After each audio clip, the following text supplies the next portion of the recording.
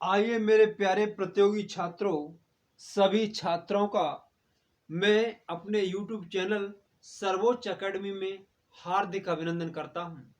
मेरे प्यारे साथियों, काफ़ी लंबे समय से हमने लगभग 10 दिन से कोई वीडियो नहीं डाली है। 10-12 दिन हो गए। अब वीडियो न डालने का कारण एक ही है मेरे प्यारे साथियों, कि आपने मेरी वीडियो को देखने में इंटरेस्ट कम कर दिया था। बहुत कम मात्रा में चंद्र लोगों के द्वारा देखा जा रहा था। तो प्यारे साथियों, देखो, न तो मैं आपसे कोई शुल्क मांग रहा हूं, न कोई मैं आपसे कुछ ले रहा हूं। तो मेरा एक ही मोटिव है, मेरा एक ही उद्देश्य है कि मेरी वीडियो अनवरत तभी डाली जा सकती हैं, मेरे अंदर भी एक उत्साह होना चाहिए। उत्साह कब बढ़ेगा? जब मेरी वीडियो को आपके द्वारा देखा जाएगा, आपके द्वारा शेयर किया जाएगा, आपके द्वारा लाइक किया जाएगा, तभी तो मैं बनाऊंगा। जब मान लो मैंने कोई वीडियो बनाई और आप उस पर उसे देखें नहीं, और देखें भी तो आप लाइक न करें, डिसलाइक करें, तो मेरा मोटिव यही रहेगा कि जब मेरी वीडियो को चाहने वाला ही नहीं है तो मेरे बनाने से क्या लाभ? प्रश्न यही उठता है। तो मेरे प्यारे साथियों, मेरे प्यारे विद्वान साथियों, अब मैंने देखा, मैं 2-3 दिन से देख रहा हूं, वीडियो अनवरत 3-3, 4-4, 5-5 घंटे चल रही है। तो इसका मतलब मुझे आभास हो रहा है कि देखने वालों की संख्या बढ़ रही है, देखने वालों की चाहत बढ़ रही है। जब मेरी वीडियो को कोई देखने वाला है और वो वास्तव में चाहता है, तो मैं उसके लिए निःशुल्क अनवरत कार्य करता रहूंगा। तो प्यारे साथियों, मैं संज्ञा, सर्वनाम, विशेषण, क्रिया और वर्णमाला, अलंकार, इन कई टॉपिकों को करा चुका हूं। अब हमारा, और यानी लोकोक्ति और मुहावरे, इन पर भी मैंने चर्चा की थी। तो अब हमारा बिंदु है, एक मैं नया बिंदु लेके आया हूं। हमारा आज का प्रकरण है समास। इस समास लेक्चर 1 में सभी प्रतियोगी छात्रों का मैं हार्दिक अभिनंदन करता हूं और हार्दिक बधाई देता हूं कि सभी छात्र अब दीपावली के त्योहार को मनाने के बाद पुनः पढ़ाई के लिए तैयार हो गए होंगे, क्योंकि 4-5 दिन की लंबी छुट्टी पड़ने के कारण सभी छात्र दीपावली के उत्सव में लग गए होंगे। तो अब मैं उनसे उम्मीद करता हूं कि अब उनका त्योहार मन गया है और त्योहार मनाने के बाद पुनः वो पढ़ाई की ओर अग्रसर हो रहे हैं। इससे मुझे ऐसा प्रतीत होता है कि मुझे भी उनके लिए कुछ करना चाहिए। तो इसका मतलब ये है, मुझे कैसे आवास हुआ? मुझे आवास ये हुआ, जब मैं अपने YouTube चैनल का टाइम वॉच देखता हूँ, तो प्रतिदिन का टाइम वॉच देखता हूँ, किसी दिन 2 घंटे, 1.5 घंटे। तो 2-2.5 घंटे जब टाइम वॉच आना शुरू हुआ तो मेरा मनोबल गिर गया और फिर मैंने वीडियो बनाना बंद कर दिया। तो प्यारे साथियों, आज मैं देख रहा हूँ कि 4-4, 5-5 घंटे वीडियो देखी जा रही। तो इसका मतलब ये है कि वीडियो देखने वालों की संख्या बढ़ रही है, अर्थात उन्हें इस ज्ञान की ज़रूरत है। जब इस ज्ञान की ज़रूरत है तो मैं आपसे वादा करता हूँ कि मैं आपके लिए हमेशा तत्पर रहूँगा। निःशुल्क जो मेरे पास है मैं उसे देता रहूँगा। आप चैनल को सब्सक्राइब करें, ज़्यादा से ज़्यादा संख्या में शेयर करें और लाइक करें, और कुछ कमेंट्स में अपने विचार भी प्रस्तुत किया करें। तो मित्रों, इन्हीं शब्दों के साथ हम अपने प्रकरण की ओर चलते हैं और प्रकरण को शुरू करते हैं। आज हमारा प्रकरण है समास। अब देखिए मित्रों कि समास होता क्या है।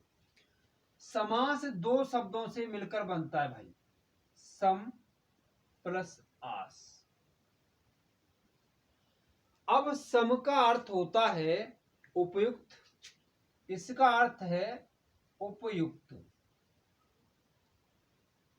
और आस का अर्थ होता है पास,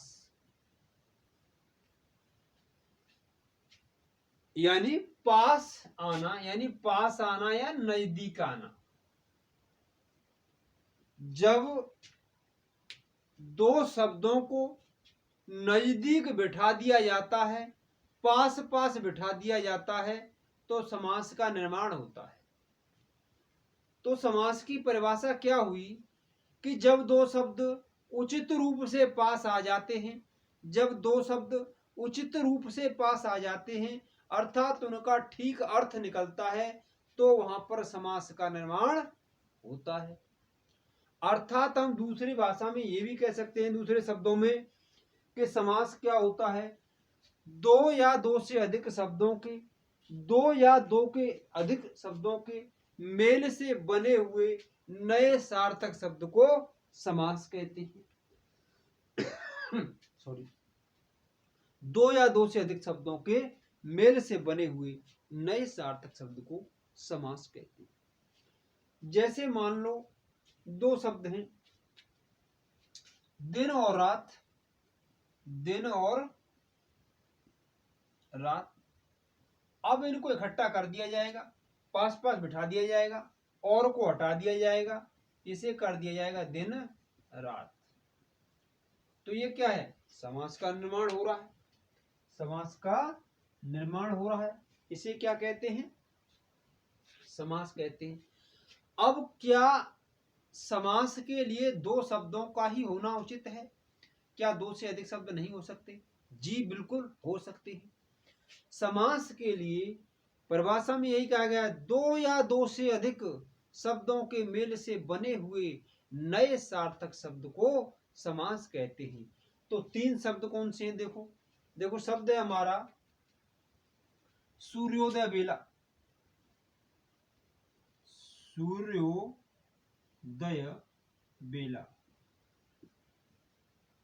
अब इसका विग्रह करेंगे तो सूर्य के उदय की बेला, एक ये है, एक ये है, एक ये है, और ये आपके कारक कारक चिन्ह है। तो यहां पर तीन शब्द हैं, सूर्य है, उदय है और बेला है। सूर्योदय बेला। क्या इससे बढ़कर भी शब्द हो सकते हैं? हो सकते हैं। जैसे अगला शब्द है हमारा राजकुमार मित्र दलोत्सव, राजकुमार मित्र दलोत्सव, दलोत्सव। अब राजकुमार मित्र दलोत्सव, इसका अगर विग्रह करेंगे तो ये होगा राजा के कुमार के मित्रों के दल का उत्सव। तो यहां देखो, राजा, कुमार है, मित्र है, दल है और उत्सव है। और ये क्या है आपका, के और को, ये सब क्या है, कारक है, कारक चिन्ह। तो कहने का मतलब ये है, यहां पर राजकुमार मित्र दलोत्सव, इसमें राजा, कुमार, मित्र, दल, उत्सव, पांच शब्द हैं। तो पांच शब्द भी आ सकते हैं।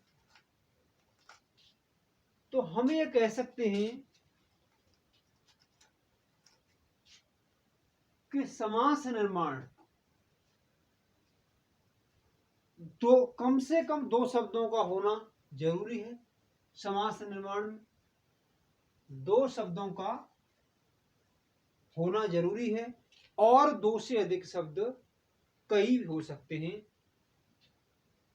तो परिभाषा ये है कि दो या दो से अधिक शब्दों के मेल से बने हुए नए सार्थक नए सार्थक शब्द को समास कहते हैं। ये सत्य बात है। तो आइए प्यारे विद्वान साथियों, हम समास प्रकरण की ओर आगे बढ़ते हैं। तो ये तो मैंने बताया कि समास होता क्या है, ये सब प्रकरण पर मैंने आपसे चर्चा की। अब देखिए आगे की चर्चा करते हैं कि समास के कितने प्रकार होते हैं। इन प्रकारों पर चर्चा करेंगे। इन के कितने प्रकार होते हैं, कैसे होते हैं, ये सब हम चर्चा करने वाले हैं। तो आइए मेरे प्यारे विद्वान साथियों,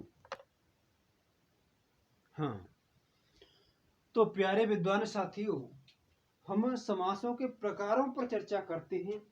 अब समासों के प्रकारों पर कन्फ्यूजन रहता है कि समास कितने प्रकार के होते हैं।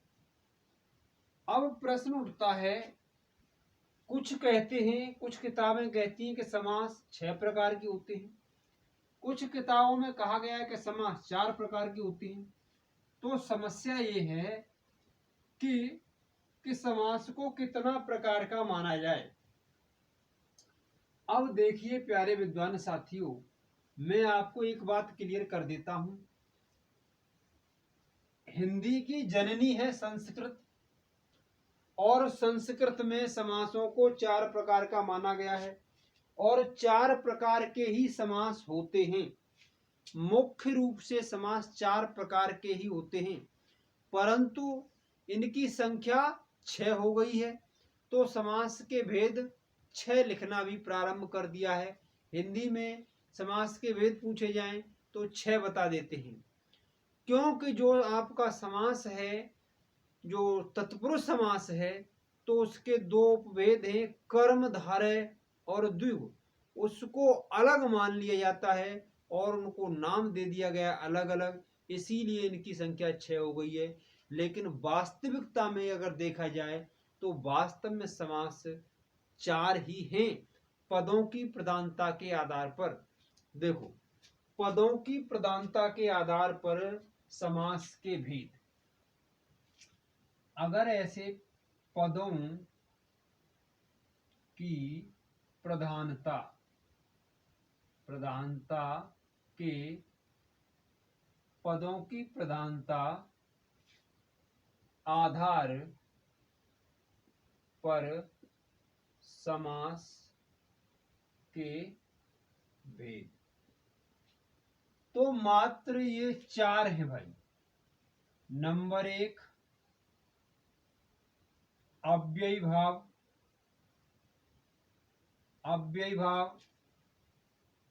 नंबर 2 तत्पुरुष,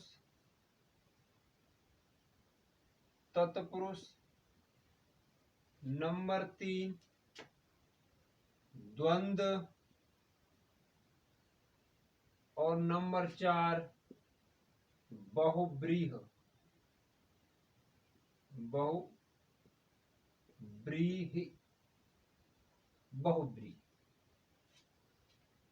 अब पदों की प्रधानता क्या है?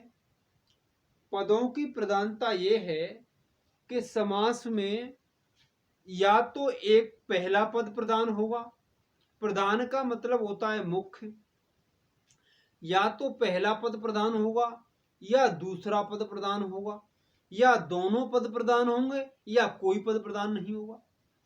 तो बस पदों की प्रधानता के आधार पर तो समास 4 प्रकार के ही हैं, ये सत्य है, अटल सत्य है। क्योंकि अव्ययी भाव में क्या है, पहला पद प्रधान होता है, पहला पद प्रधान होता है। प्रधान का मतलब क्या है, मुख्य होता है, पहले पद की चलेगी। पहला पद क्या होता है इसमें, अव्ययी भाव में अव्यय होता है। अब प्रश्न यह है कि अव्यय किसे कहते हैं? अव्यय कहते हैं जो जिसका कुछ व्यय नहीं होता हो, जिसका कुछ खर्च नहीं होता हो। कहने का मतलब यह है वो बदलता नहीं है, और जिस किसमें मिल जाता है, ये जिस किसी के साथ मिल जाता है उसको भी खुद जैसा कर लेता है, उसको भी नहीं बदलने देता है। यानी अव्यय का ये काम है, उपसर्ग या निपात में से कोई एक होता है अव्यय, तो वो जिसमें मिल जाता है, जिस शब्द में मिलता है, उस शब्द को भी लिंग वचन के अनुसार बदलने नहीं देता है। तो वहां पर क्या होता है, अव्ययी भाव समास होता है। अव्ययी भाव का मतलब ये है ये पूरा पद जब अव्यय में उपसर्ग मिल जाता है या अव्यय मिल जाता है या निपात मिल जाता है अन्य शब्द में, तो उस शब्द को खुद जैसा बना लेता है, न तो खुद बदलता है न उसे बदलने देता है। इसे कहते हैं अव्यय का भाव। अगर अव्यय का भाव आ जाए, न बदलने का भाव आ जाए, मूल आत्मा इसकी अव्यय भाव की ये है कि वो बदलेगा नहीं किसी भी कंडीशन पर, लिंग वचन के अनुसार उसमें कोई परिवर्तन नहीं हो सकता है, तो वहां पर अव्यय भाव समास होता है।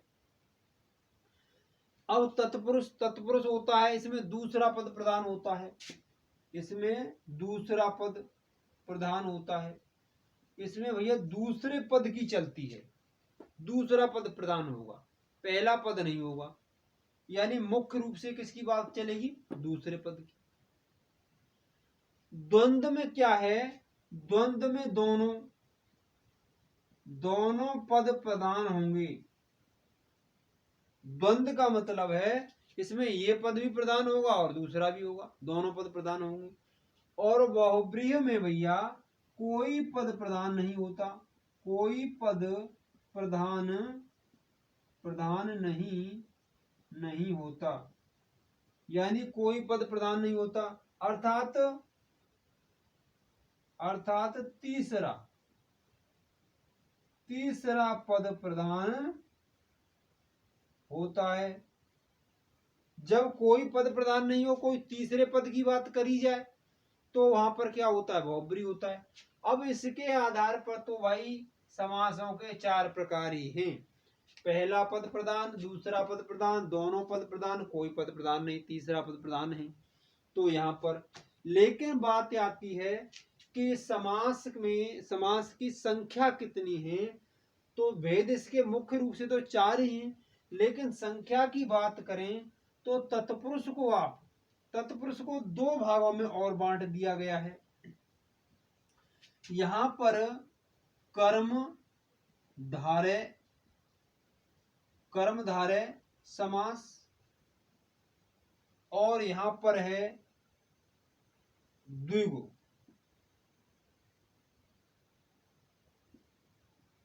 समास। तो कर्मधारय और द्विगु, इसे कुछ विद्वान हमारे पांचवा और इसे छठवां नाम दे देते हैं। इस प्रकार इनकी संख्या 6 कर देते हैं। तो पेपर में आता है कि समास कितने प्रकार के हैं, तो मुख्य रूप से तो 4 प्रकार के हैं, लेकिन बात यह है कि किताबों में 6 प्रकार दिया हुआ है। ऐसा विवादित प्रश्न पहली बात तो आएगा नहीं, और आएगा तो ये विवाद में जाएगा, क्योंकि इस पर कोई सटीक वो नहीं है कि मुख्य रूप से 4 होते हैं, लेकिन किताबें 6 प्रकार दिखा रही हैं। तो आपको 6 कर देना है अगर हिंदी का पेपर देने जा रहे हैं तो, और संस्कृत का पेपर दे रहे हैं तो 4 प्रकार करना है, क्योंकि संस्कृत के में 4 प्रकार होते हैं। वैसे मुख्य रूप से जो संस्कृत के हिसाब से है वो 4 प्रकार ही है। ये इसके प्रकार हैं, अन्य प्रकार हैं, लेकिन इसको संख्या में इनकी संख्या बताकर इनको कुल संख्या 6 कर दी गई है। तो कहने का मतलब ये है, आप ये समझें कि समास कितने प्रकार के हैं? मुख्य रूप से 4 प्रकार के।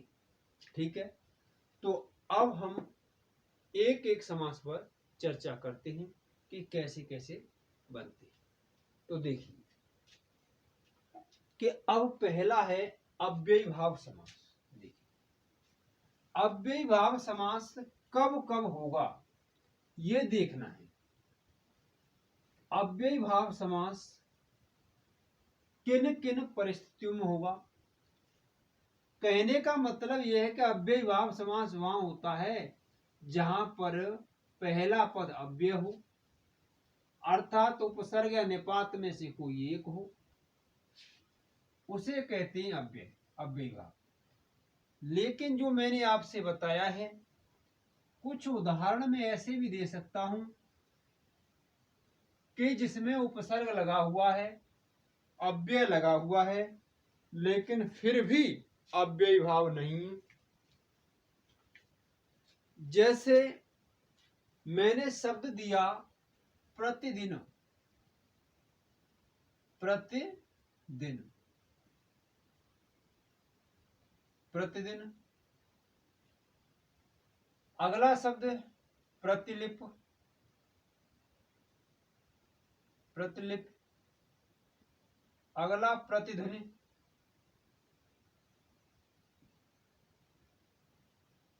ये शब्द हैं। मैं आपसे प्रश्न करूं कि इसमें कौन सा समास है। अब देखिए, प्रति शब्द में लगा हुआ है जो उपसर्ग है, और हमारे विद्वान साथी जो किताबों में दिखाया गया है, कुछ किताबों में यानी ये बता दिया गया है कि जहां पर उपसर्ग या निपात में से कोई एक आ जाए, उपसर्ग या निपात में से कोई एक आ जाए, तो वहां पर अव्ययीभाव समास कर दो, वहां पर अव्ययीभाव समास होता है, ऐसा दिखाया गया है, कुछ विद्वानों ने लिखा है। लेकिन बात यह है, जब हम गहन चर्चा करते हैं, कई किताबों को पढ़ते हैं, बारीकी से अध्ययन करते हैं, तब हमने इस निचोड़ को पाया कि इसे बात क्या है, हकीकत बात क्या है। तो कहीं कहीं पर तो ये बात ठीक बैठ जाती है, लेकिन कहीं कहीं पर ठीक नहीं बैठती। अब यहां पर देखिए, प्रतिदिन, प्रतिलिपि और प्रतिध्वनि, इसमें तीनों ये प्रति लगा हुआ है तीनों शब्दों में। तो कहने के अनुसार तो इन सभी को अव्ययीभाव होना चाहिए, क्योंकि उपसर्ग लगा हुआ है प्रति, और यही अव्ययीभाव का पहला पद अव्यय होता है। उपसर्ग या निपात में से कोई एक होगा, तो उपसर्ग मिल गया हमें, तो प्रतिध्वनि है, ये सब अव्ययीभाव हो जाना चाहिए। लेकिन ऐसा नहीं है। देखो, ये तो अव्ययीभाव है, लेकिन ये अव्ययीभाव नहीं है। ऐसा क्यों? ऐसा ये कि दिन का बहुवचन बनाएं तो दिनों बनता है, दिन का बहुवचन बनाएं दिनों बनता है, लेकिन प्रति लगने के बाद ये प्रतिदिनों नहीं बन सकता। यही कहा गया है कि अगर लिंग वचन के अनुसार अगर शब्द उपसर्ग लग जाए किसी शब्द में और वो लिंग वचन के अनुसार परिवर्तित न हो, वो पूरा प्रति मिलने के बाद ये दिन भी उसने खुद जैसा बना लिया। अव्ययीभाव का मतलब यह है कि मैं न तो खुद बदलूंगा न तुझे बदलने दूंगा, तो ये दिन का बहुवचन दिनों बन सकता है, लेकिन जब इसमें प्रति लग गया तो ये प्रतिदिनों नहीं हो सकता, प्रतिदिन का प्रतिदिन ही रहेगा। इसीलिए यहाँ पर अव्ययीभाव समास है। और यहाँ पर लिप, प्रतिलिप कहते हैं फोटोकॉपी, तो इसका बहुवचन बन सकता है, ये कहते हैं प्रतिलिपियां। प्रतिलिप यानी इस फॉर्म में अपने कागजों की दो दो प्रतिलिपियां संलग्न कर देना। तो कहने का मतलब यह है, प्रतिलिप का बहुवचन बनता है प्रतिलिपियां। तो यहां पर जो प्रति उपसर्ग आया है, इसकी बात नहीं चल रही है, ये कमजोर पड़ गया है। तो कहने का मतलब यह है कि इसकी प्रधानता नहीं रही। जब इसकी चल नहीं रही है, भाई प्रधान कौन होता है? प्रधान वो होता है, मुख्य होता है, जिसकी बात चले। अब प्रति, इस लिप में प्रति उपसर्ग जुड़ गया, लेकिन फिर भी बात नहीं चल रही है, फिर भी प्रतिलिपियां, इसका बहुवचन बन सकता है। जब उपसर्ग जुड़ने के बाद कोई ऐसा शब्द हो, उपसर्ग जुड़ जाए या अव्यय जुड़ जाए, लेकिन बात अपनी चलाए, तो यहाँ पर यानी लिंग वचन के अनुसार बदल जाए, यहाँ प्रतिलिपियां बन रही है ना, प्रतिलिपियां, तो यहाँ पर बहुवचन बन सकता है, बहुवचन बन रहा है, तो वहां पर फिर अव्ययी भाव नहीं रहेगा, क्योंकि अव्यय का तो भाव रहा ही नहीं, अव्यय की तो बात चली नहीं। जब बात नहीं चलेगी तो फिर क्या है, यहाँ पर ये प्रतिलिपियां, यहाँ तत्पुरुष चला गया, क्योंकि यहाँ तो लिपि की प्रधानता हो गई, फिर ये अव्ययी भाव नहीं रहा, ये तत्पुरुष हो गया। ऐसे ही प्रतिध्वनि, इसका भी बहुवचन बनता है प्रतिध्वनियां। यानी प्रतिध्वनि किसे कहते हैं?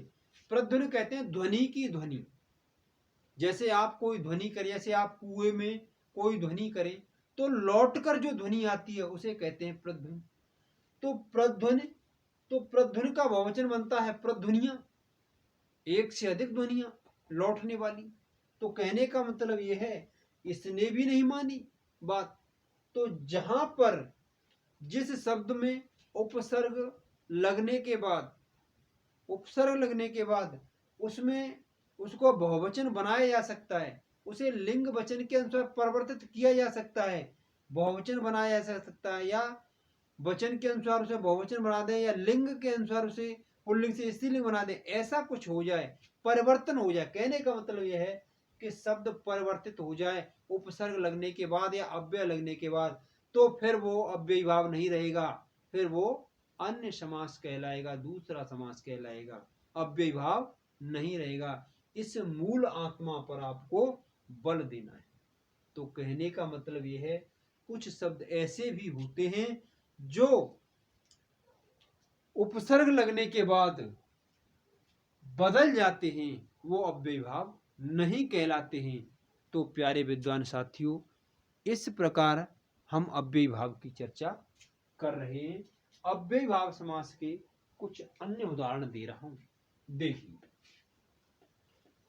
अब देखिए, अव्ययी भाव समास के कुछ अन्य उदाहरण मैं प्रस्तुत कर रहा हूं, और ये कितने प्रकार का होता है। जैसे अव्ययी भाव में, अव्ययी भाव समास पहली बात कहां होगा, जिसका प्रथम पद अव्यय होगा वहां पर अव्ययी भाव समास होगा। जैसे प्रतिदिन है, प्रतिदिन है, प्रतिक्षण है, प्रतिक्षण है। और उपसर्ग यथाशक्ति है, यथाशक्ति है, यथाविध है, यथाविधि है। तो जहां पर जैसे उपसर्ग लगा हुआ है तो ये क्या है, अव्ययी भाव समास है। दूसरा ये कहां होगा, जहां पर दो शब्दों को पास पास बिठाया होगा, जैसे एक बहुवचन होगा एक एकवचन होगा। जैसे रातों, रात, यानी रातों एक बहुवचन है एक एकवचन है, रातों रात। बातों, बात। हाथों, हाथ। कानों, कान। ऐसे शब्द होंगे दो, इसमें एक बहुवचन में होगा एक एकवचन में होगा, लेकिन उसके अर्थ निकलते होंगे, उनके अर्थ निकलते होंगे। तो वहां पर क्या है, अव्ययी भाव समास होता है। और कहां होता है, तीसरी जगह अव्ययी भाव समास वहां पर भी होता है जहां पर, यानी अव्यय बाद में आए, अव्यय बाद में आए, वहां पर भी, यानी पहला पद प्रधान होगा, दूसरा पद की प्रधानता हो। दूसरा पद, जैसे हमारा दूसरा पद अव्यय हो, जैसे दिन भर।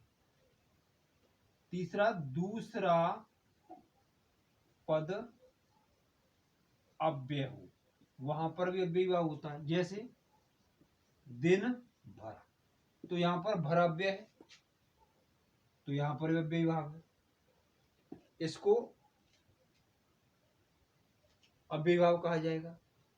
दिन भर है, रात भर है, हर दिन है, हर आ गया या फिर भी चलेगा, हर दिन।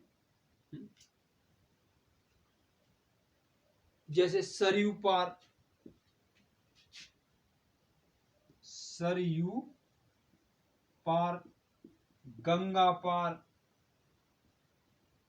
ये सब क्या है, दूसरा पद अव्यय हो। इसमें क्या है, पहला पद अव्यय हो, पहला पद अव्यय होता है इसमें, और दूसरा पद अव्यय हो वहां पर भी अव्ययी भाव होता है।